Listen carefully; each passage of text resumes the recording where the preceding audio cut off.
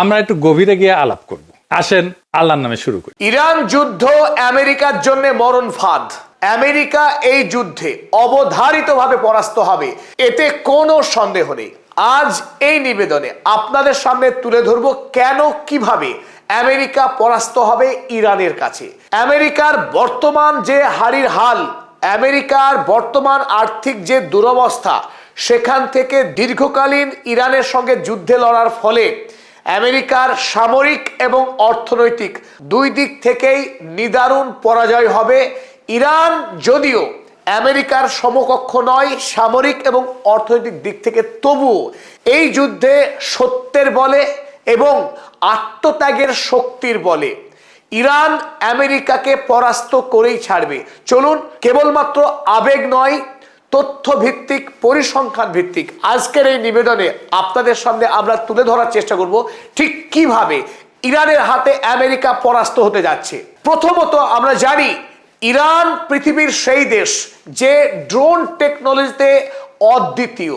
পৃথিবীর কোন রাষ্ট্র ইরানের মতো শক্তিশালী এবং অত তাড়াতাড়ি বিপুল সংখ্যক ড্রোন তৈরি করতে পারে না।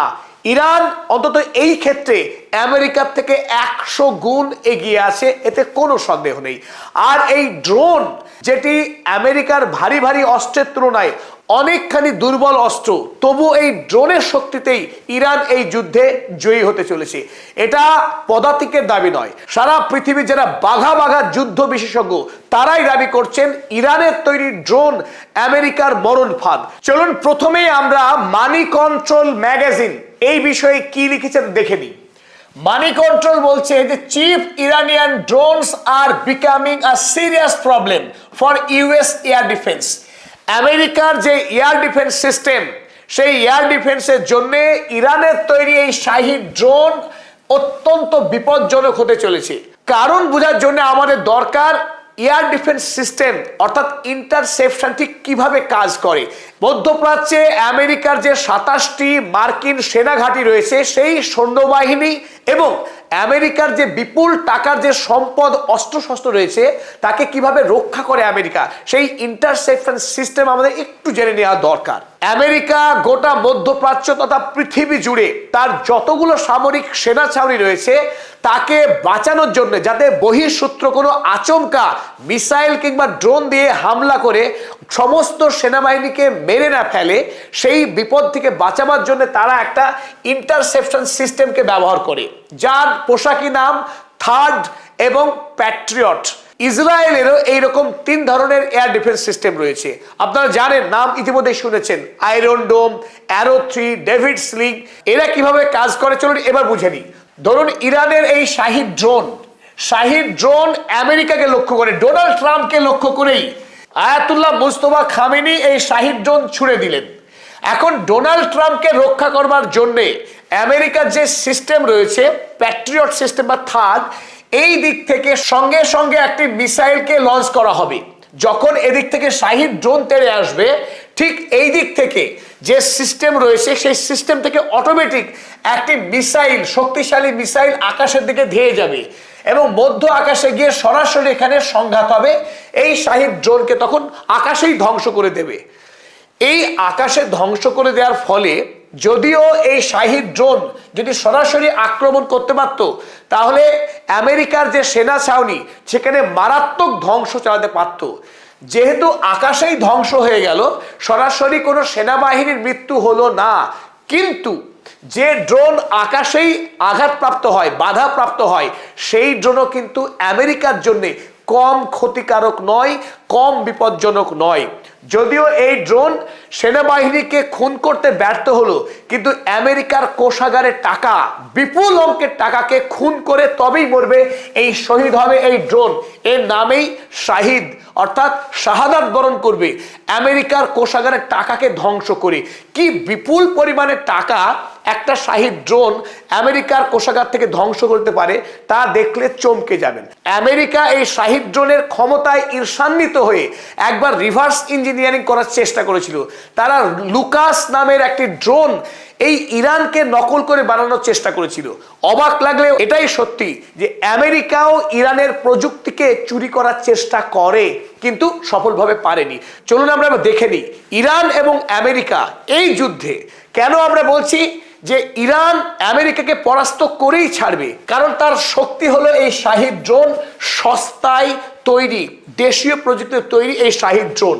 ইরান যখন নিজের বিজ্ঞানী, নিজের প্রযুক্তি এবং নিজের বারুদ ব্যবহার করে একটি শাহিদ ড্রোন তৈরি করতে গিয়ে তার খরচ পড়ে মোটের উপরে 18 লাখ টাকা ভারতীয় টাকায়, তখন এই একটি শাহিদ ড্রোনকে আকাশে ইন্টারসেপশন করতে গিয়ে, বাধা দিতে গিয়ে আমেরিকার খরচ পড়ে 100 কোটি টাকা। 100 কোটি টাকা খরচ কেন পড়ে? মোটামুটি 36 কোটি টাকা খরচ হয় একটি মিসাইল বানাতে। আর একটি মিসাইল দিয়ে কখনোই শাহিদ ড্রোনকে আটকানো সম্ভব না, কারণ আকাশে তার গতিপথ বদলাতে পারে। তাই অন্তত 3টি মিসাইল ছুটতে হয় একটা শাহিদ ড্রোনকে আকাশে ধ্বংস করবার জন্যে। তাহলে 3টে মিসাইল যদি ছোড়া হয়, 18 লাখ টাকায় তৈরি হওয়া একটা শাহিদ ড্রোনকে আকাশে ধ্বংস করতে গিয়ে আমেরিকার খরচ হচ্ছে মোটামুটি ভাবে 100 কোটি টাকা। আনুপাতিক হারে যদি আমরা দেখি, তাহলে প্যাট্রিয়ট সিস্টেম থেকে যদি 3টে মিসাইল ছোড়া হয়, একটা শাহিদ ড্রোনের পরিবর্তে 555 গুণ টাকা বেশি খরচ হবে আমেরিকার। ধরা যাক যদি ইরানের খরচ হয় 1 টাকা, সেখানে 555 টাকা খরচ হবে আমেরিকার। আর যদি সেটা থার্ড সিস্টেম হয়, থার্ড সিস্টেম আরো ভয়াবহ রকমের ব্যয়বহুল। যদি ইরানের খরচ পড়ে 1 টাকা, তাহলে আমেরিকার খরচ হবে 1609 টাকা। সুতরাং আমেরিকা যতই ধনী রাষ্ট্র হোক, ইতিমধ্যেই আমরা প্রত্যেকে জানি 39 ট্রিলিয়ন ইউএসডি লোনে ডুবছে আমেরিকার সাম্রাজ্য। ইতিমধ্যেই আমেরিকা আর্থিকভাবে দেউলিয়া হওয়ার পথে। সেই রাষ্ট্র এই অন্যায় যুদ্ধে জড়িয়ে পড়ার পর ইরান তার এই যুদ্ধে একটা স্পষ্ট স্ট্র্যাটেজি দিয়েছে। সেটা কি?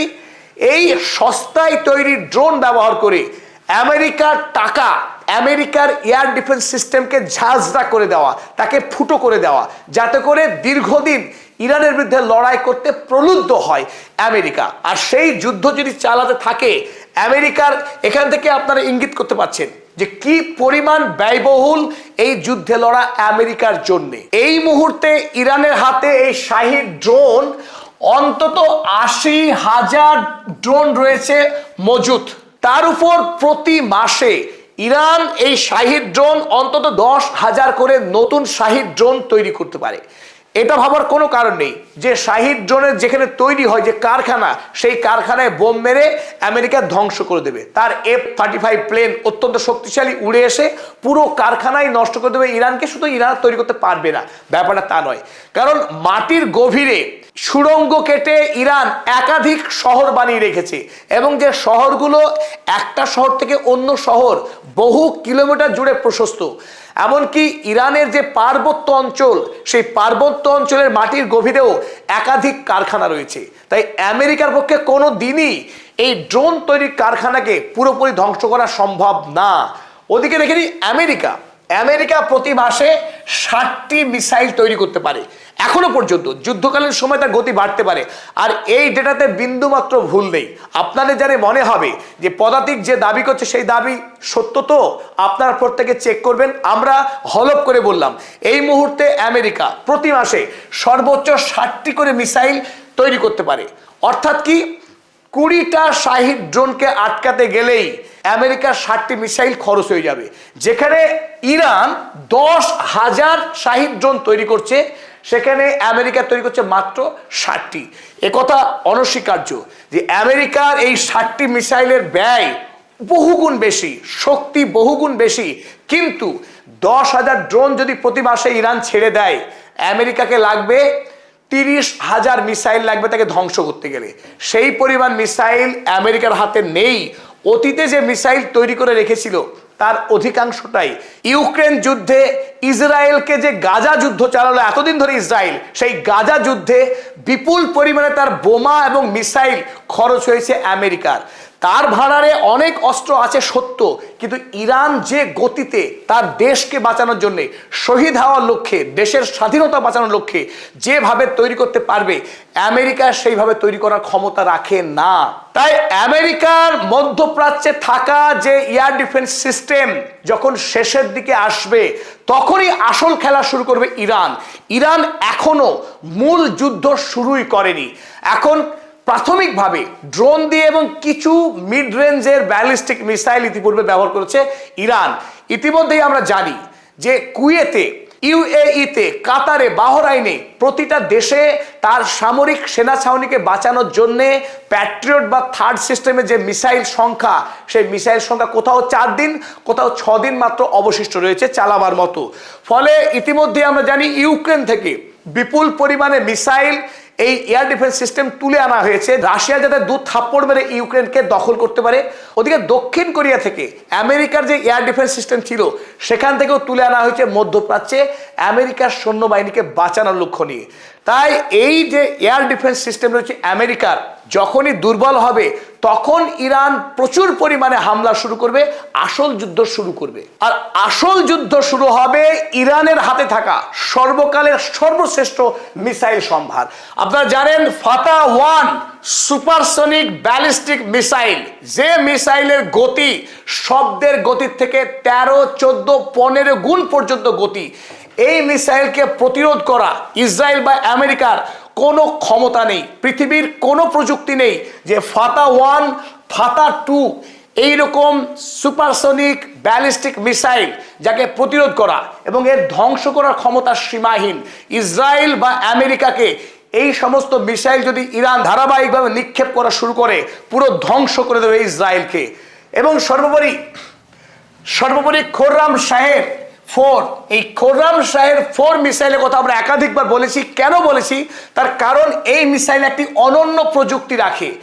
এতদিন ধরে আমেরিকা তার যে গর্ব ছিল, B-2 বোমারো বিমানে করে উড়ে এসে নাতাজ, ফোর্দো বা ইস্পাহান, ইরানের যে পারমাণবিক গবেষণা কেন্দ্র, সেখানে আকাশ থেকে বোম ফেলে মাটির গভীরে ঢুকে গিয়ে এই বোম ব্যাপক ধ্বংসকরণ চালাতে পারে। আর আমেরিকার ফেলা বোমকেই ইরান রিভার্স ইঞ্জিনিয়ারিং এর মাধ্যমে তৈরি করেছে এই মিসাইল খোররাম শাহের 4।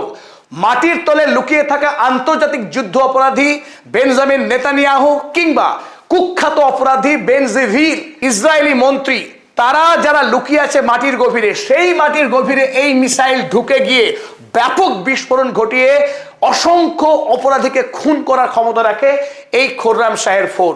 অপরদিকে এই মিসাইলের ওয়ারহেডটি বিচ্ছিন্ন হয়ে গিয়ে 50টি পাওয়ারফুল বোমে পরিণত হতে পারে এবং বিস্তীর্ণ শহর জুড়ে ধ্বংস করতে পারে এই খোররাম শাহের 4। তাই ফাতা-1, ফাতা-2 এবং খোররাম শাহের 4 পৃথিবীর ইতিহাসে অন্যতম শক্তিশালী মিসাইল। আমেরিকার তৈরি টোমাহক মিসাইলের থেকেও অনেক বেশি কার্যকরী ইরানের তৈরি ফাতা-1, ফাতা-2 এবং খোররাম শাহের মিসাইল। তাই এই মিসাইল নিয়ে ইরান এখনো যুদ্ধে নামেনি। যদিও আমেরিকা ইতিমধ্যে ইরানে ব্যাপক ধ্বংসকাণ্ড চালিয়েছে, বেশ কিছু জনগণকে খুন করেছে, এখনো ইরান অপেক্ষায় আছে। আব্রাহাম লিঙ্কন এবং ইউএসএস জেরাল্ড ফোর্ডের মতো 16টা জাহাজ আরব সাগরে দাপাদাপি করছে, ইরানের বিরুদ্ধে যুদ্ধ করছে। এই মুহূর্তে ইরান অপেক্ষায় আছে। আমেরিকার এয়ার ডিফেন্স সিস্টেম একটু দুর্বল হলেই আবু মাহাদি এবং খোররাম শাহের 4, ফাতা-1, ফাতা-2 এই সমস্ত মিসাইল নিয়ে মূল যুদ্ধে নামবে ইরান খুব অল্প সময়ের মধ্যে। আর তখনই দেখা যাবে আমেরিকা কত শক্তিশালী। তার ইউএসএস জেরাল্ড ফোর্ড কিংবা আব্রাহাম লিঙ্কন, তার দিন শেষ হয়ে আসছে, আরব সাগরেই শেষ হবে আমেরিকার শক্তি, এতে কোনো সন্দেহ নেই। ইরানের তৈরি হেভিওয়েট মিসাইলের সামনাসামনি না হওয়ার আগেই আমেরিকার অর্থনৈতিক অবস্থা কি বেসামাল হয়েছে তার একটা খণ্ডচিত্র আপনাদের সামনে তুলে ধরবো। প্রথম দিন শনিবার অর্থাৎ 28 তারিখ শনিবার সকাল 9টার সময় আমেরিকা এবং ইসরায়েল যখন একযোগে হামলা করেছিল ইরানে, সেই প্রথম দিন আমেরিকার খরচ হয়েছিল 6,500 কোটি টাকা। একদিনে আমেরিকা যুদ্ধ করতে গিয়ে খরচ করেছে 6,500 কোটি টাকা ভারতীয় টাকায়। আর বর্তমানে এই মুহূর্তে আমেরিকার আরব সাগর জুড়ে যে 16টি যুদ্ধজাহাজ এবং গাইডেড মিসাইল ডেস্ট্রয়ার রয়েছে, সেই সমস্ত যুদ্ধজাহাজগুলো প্রতি ঘন্টাতে তারা খরচ করছে 4,300 কোটি টাকা। বিপুল অঙ্কের টাকা তাদের খরচ হচ্ছে প্রতি ঘন্টাতে। আর এইভাবে যদি খরচ করতে থাকে, আমেরিকাকে দেউলিয়া হওয়ার হাত থেকে কে বাঁচাবে? দেখুন, ডোনাল্ড ট্রাম্প যিনি ভেবেছিলেন আসবো দেখবো জয় করব, আর শর্ট টার্ম ওয়ার তিনি চেয়েছিলেন ইরানের সঙ্গে, সেই ডোনাল্ড ট্রাম্প ইরান যুদ্ধে এমন ভাবে ফেসে গেছে, তিনি এখন বলছেন যে 4 সপ্তাহ 5 সপ্তাহ যুদ্ধ মনে হচ্ছে আর শেষ হবে না, এই যুদ্ধ লঙ্গার দীর্ঘদিন ধরে চলবে। তাই হোয়াইট হাউসে ইতিমধ্যেই তিনি অনুরোধ পত্র পাঠিয়েছেন, তার নতুন করে যুদ্ধের বাজেট তৈরি করেছেন। বাজেটটা শুনুন একবার। তিনি সম্প্রতি যে অনুরোধ পাঠিয়েছেন বিল, সেই বিলে 4,58,154 কোটি টাকা, ভারতীয় টাকায় তিনি বর্তমানে যে বিল পাঠিয়েছেন 4,58,154 কোটি টাকা। এই বিপুল অঙ্কের টাকার অনুমোদন চেয়েছেন। যে টাকা তিনি বাজেট করেছিলেন সে টাকা শেষ হয়েছে। নতুন করে তিনি এই বিপুল অঙ্কের টাকা অনুমোদনের জন্য অনুরোধ পাঠিয়েছেন। আমেরিকাতে ডোনাল্ড ট্রাম্পের বিরুদ্ধে এই মুহূর্তে যে বিপুল আন্দোলন চলছে, ডেমোক্র্যাট তো বটেই, রিপাবলিকান দলের ভেতরেই এই মুহূর্তে ডোনাল্ড ট্রাম্পকে আক্রমণ করা হচ্ছে অনৈতিক যুদ্ধে জড়িয়ে পড়বার জন্য, যে যুদ্ধে আমেরিকার সেনেট কিংবা কংগ্রেসের কোনো অনুমোদন নেই। বিনা অনুমোদনে মিলিটারি স্টেটের স্বৈরাচারী নায়ক হিসেবে ডোনাল্ড ট্রাম্প এই যুদ্ধে ঝাঁপিয়ে পড়েছে তার মালিক রক্তপিপাসু যুদ্ধ অপরাধী বেঞ্জামিন নেতানিয়াহুর পরামর্শে। এই যুদ্ধে আমেরিকার সাধারণ মানুষের সম্মতি নেই আমেরিকার ডেমোক্র্যাট দলের প্রতিনিধিদের। তাই এই বাজেট যদিও তিনি এই মুহূর্তে পাশ করাতে পারবেন, কিন্তু কংগ্রেসে গিয়ে ডোনাল্ড ট্রাম্পকে মারাত্মক প্রশ্নের সম্মুখীন হতে হবে। এমনকি তার ইমপিচমেন্টের সম্ভাবনাকেও একেবারে উড়িয়ে দেওয়া যাচ্ছে না। ওদিকে ইসরায়েল, পৃথিবীর ইতিহাসে সবচাইতে যুদ্ধবাজ, পৃথিবীর ইতিহাসে বৃহত্তম গণহত্যাকারী খুনি রাষ্ট্র ইসরায়েল, তার ইতিমধ্যেই 2026 সালে যুদ্ধের জন্য যে বাজেট স্থির করেছিল সেই বাজেটের টাকা ইতিমধ্যেই খরচ করে ফেলেছে এই রক্তপিপাসু বেঞ্জামিন নেতানিয়াহু। এই গোটা বৎসর পড়ে রইল 26 সালের, এই বাকি যে খরচ করবে তাকে ঋণ করে খরচ করতে হবে, তাতে কোনো সন্দেহ নেই। একদিকে আমেরিকা, অন্যদিকে ইসরায়েল, পৃথিবীর এই দুই অন্যায়কারী রাষ্ট্র ইতিমধ্যেই ব্যাপক পরিমাণ ঋণের জালে জড়িয়ে যাচ্ছে এই একটার পর একটা অন্যায় যুদ্ধ করতে গিয়ে। আর এভাবেই এই দুই অন্যায়কারী রাষ্ট্র তারা ধ্বংস হয়ে যাবে। ওদিকে সত্যের জয় হবেই হবে, ইরানের এই যুদ্ধে জয় হবেই হবে, কারণ ইরানের 9 কোটি মানুষ শাহাদাত বরণ করবার জন্যে তারা মুখিয়ে আছে, তারা আত্মবলিদান দেওয়ার জন্য, দেশের স্বাধীনতাকে রক্ষা করবার জন্য রাস্তায় দাঁড়িয়ে তারা প্রহর গুনছে। তারা আমেরিকার এই হামলাতে বিন্দুমাত্র ভয় পায়নি, তারা প্রাণের ভয় পায় না।